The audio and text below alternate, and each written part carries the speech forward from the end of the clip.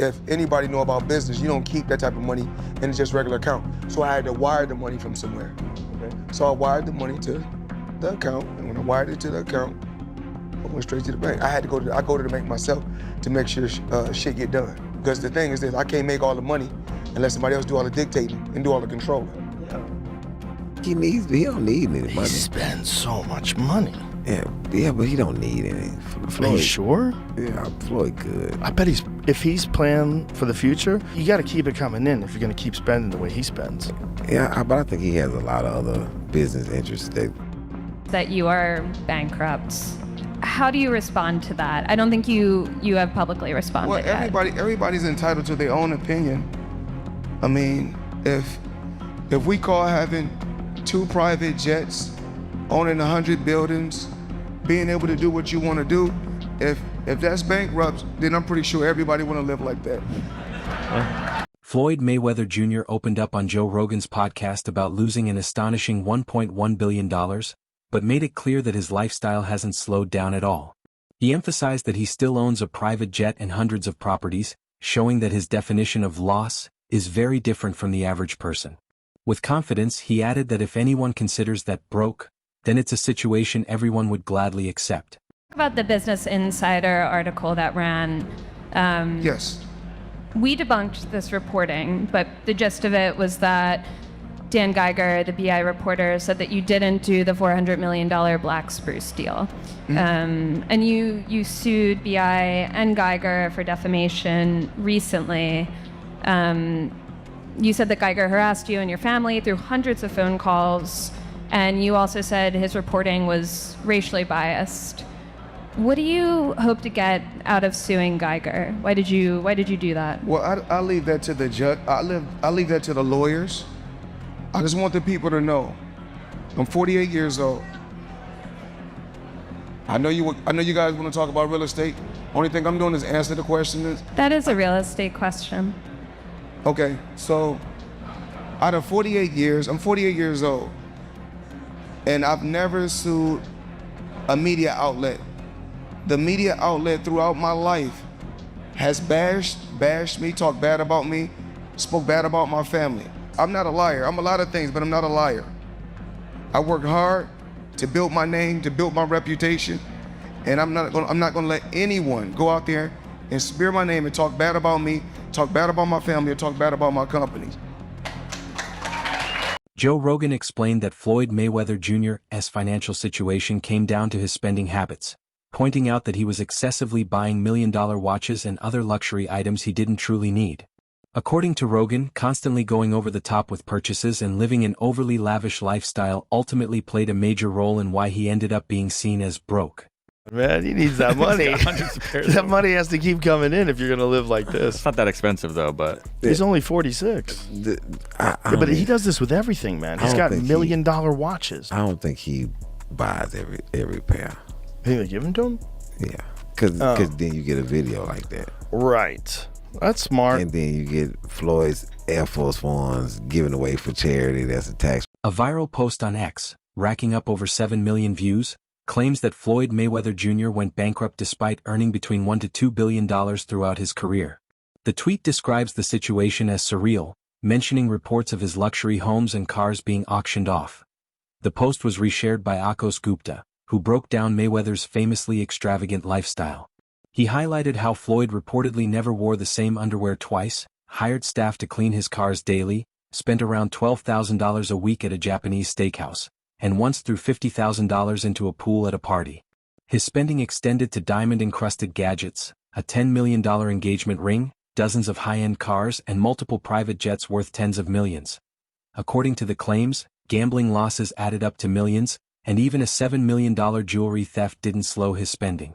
At one point, the IRS reportedly demanded $22 million in unpaid taxes, while much of his wealth was tied up in illiquid assets, causing financial strain. The post further alleges that by 2026, one of his jets had been sold, creditors were cleared to seize a Bugatti, and even one of his businesses faced tax issues. It also mentions an unresolved $1.5 million payment linked to Logan Paul, along with disputes over financial records involving Showtime. While these claims have fueled massive online discussion, They largely stem from viral social media posts and should be viewed cautiously, as not all details are officially confirmed. I'm pretty sure I'd be upset too if I was somebody else. I'd be mad at Mayweather too. How 29 years or 30 years you keep getting money like this? I'd be mad too. I'd be hating on Mayweather too. Continue to hate. You know, people only talk about winners. I'm a winner, so continue to talk. Keep your bread fresh. Put it in the bag. Want me the bread, man? Tip money. Fucking throw it in here too. Throw it in the Floyd bag. See, I'm born in crocodile phones, Himalayan phones, crocodile bags.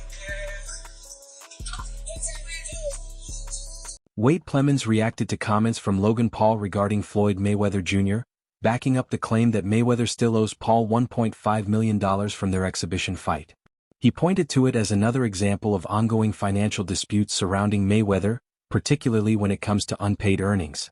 Because he's still waiting on the 1.5 from Floyd Mayweather. He made this video simultaneously with the beef with Le'Veon, and I don't know, maybe it's coincidence, maybe it isn't. Floyd Mayweather versus Manny Pacquiao 2. The fight nobody asked for except me. I need this because if Floyd wins, he can finally pay me my $1.5 million. I don't care about the legacy fight. I don't care that these men have a combined age of 100 years. I care that Floyd Mayweather, the best boxer alive, uses those same hands that made him 100 million to Venmo me my money. And Floyd, if you're watching this, win it and pay me back or I'm gonna send my goons after you.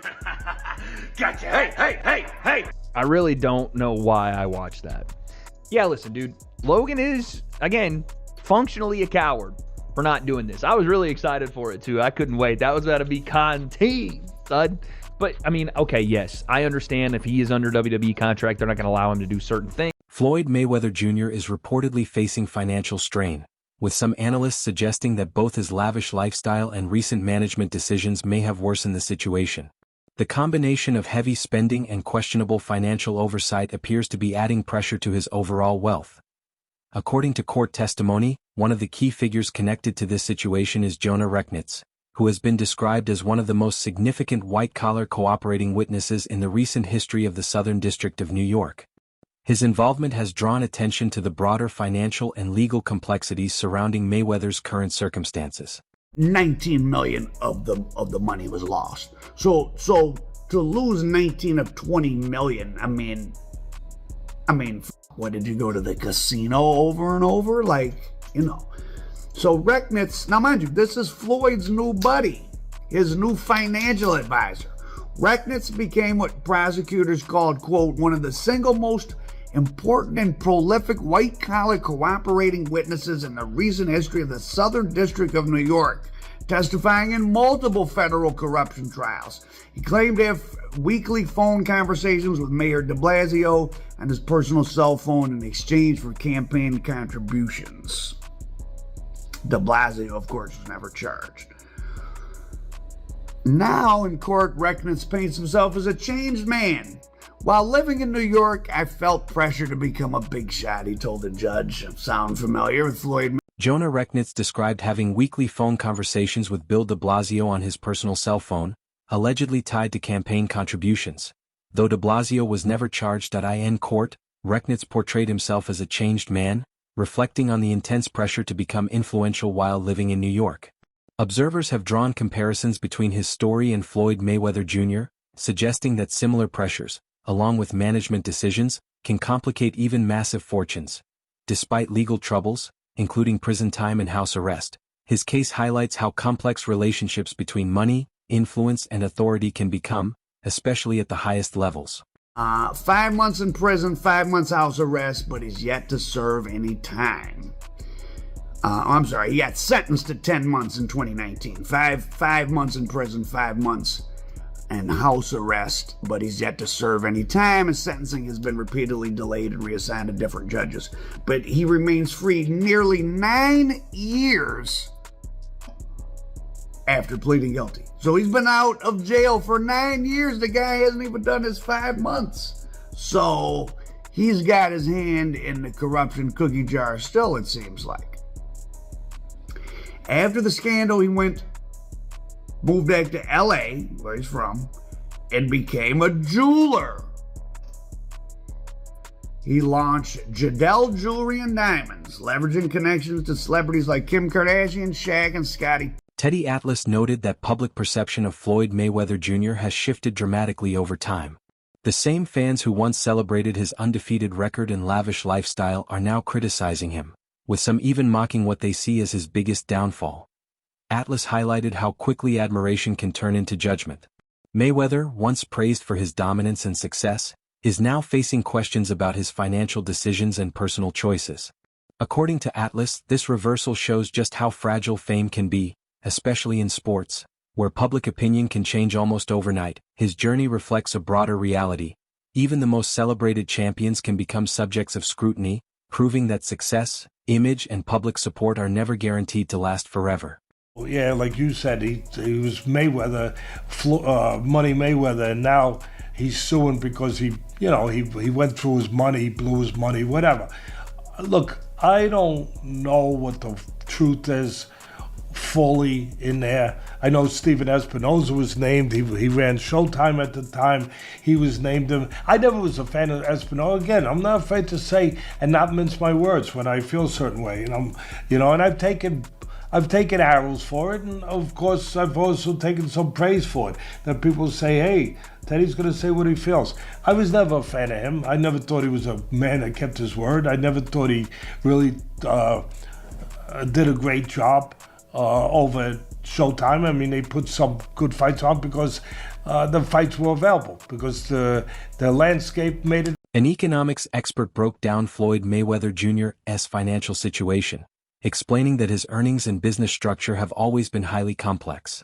His longtime advisor Al Heyman played a major role in shaping his career, helping secure a groundbreaking six-fight, $250 million deal that gave Mayweather rare control, allowing him to choose his opponents while still earning massive paydays.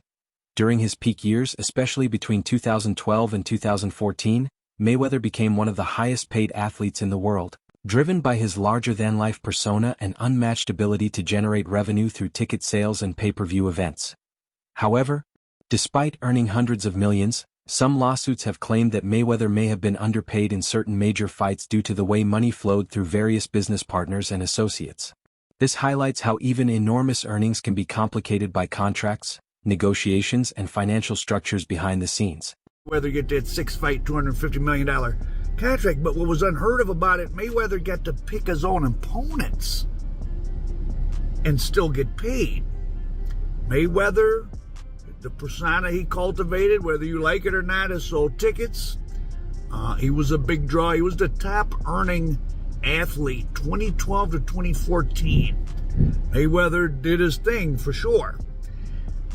But in this lawsuit, it is alleged that while Mayweather was paid several $100 million through his different associates, those 6 fights with Showtime, and then after that he did the Pacquiao, for which he received a $100 million check, but he was supposed to get $200 million.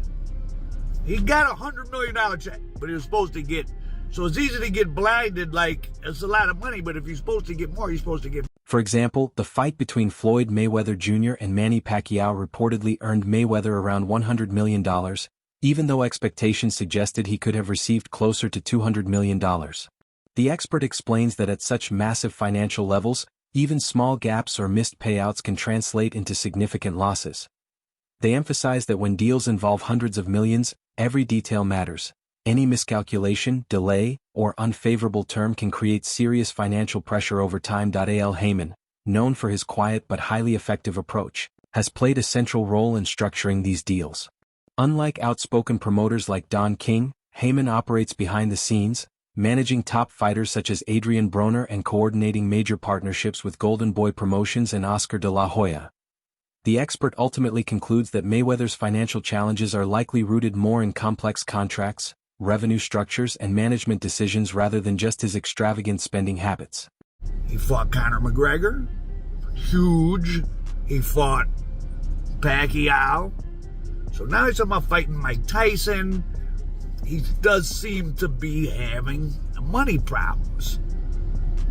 And I don't care how many goddamn watches he bought, the amount of money he made boxing, unless he's been getting swindled on the business end. Once you start getting into having hundreds of millions of dollars, you're getting $10, $15 million a year or 20, 30, $40 million a year in interest. Right? If you're just in the stock market is like doubled in the last 4 years, right? I mean,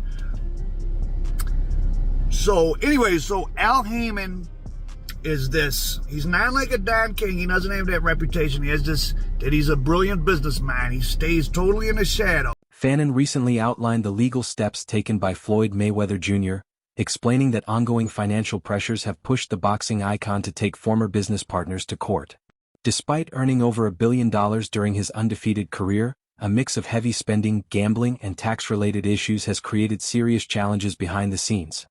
Fannin suggests that these lawsuits are not random but strategic, aimed at recovering money Mayweather believes he is owed or addressing what he sees as mismanagement by trusted associates. It reflects a deeper effort to regain control over his finances after years of complex dealings. Throughout his career, Mayweather maintained an ultra-luxurious lifestyle that few could match, making the current situation even more striking. According to reports from TMZ, these legal battles are now a key part of the story, as more details continue to emerge about the financial side of his empire. According to TMZ, let's get to the TMZ. Floyd Mayweather sues Showtime, saying, "I'm missing hundreds of millions of dollars." Floyd Mayweather Jr. says he made over $1 billion in earnings over his legendary career, but the 50-0 fighter claims all the money didn't make it to his bank account. He is now suing Showtime, claiming they played a big role in his ex-manager screwing him out of hundreds of millions of dollars. In the lawsuit, filed by Floyd in California and obtained by TMZ Sports, Mayweather says he's gunning to recover hundreds of millions of dollars in the misappropriated funds and damages resulting from long-running and elaborate financial fraud